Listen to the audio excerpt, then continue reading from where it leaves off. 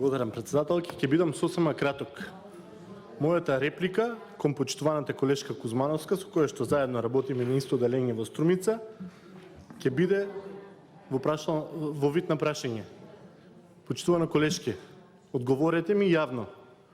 Поддржувате ли приватно јавно партнерство? Поддржувате ли стерилизацијата и набавката на лабораториски реагенси да биде на централизирано ниво? Нашата колешка Шахпаска пред 2 дена на истата комисија рече дека е против таквиот проект.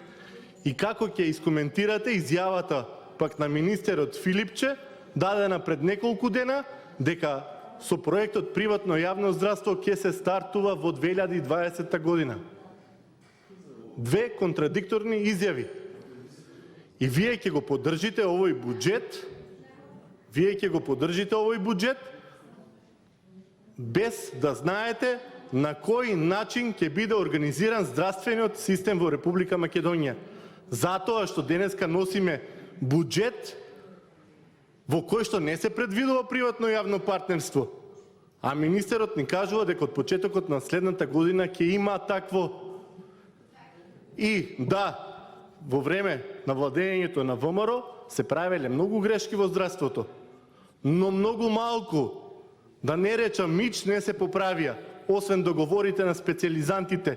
Се друго остана на празни ветувања. Исто како новиот закон за здравствена заштита, кој што го ветувате 3 години.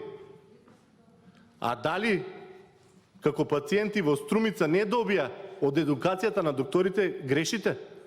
За прв пат пред 5 години се прави имплантација на колк и се оперира скинати вкрстени лигаменти на колено.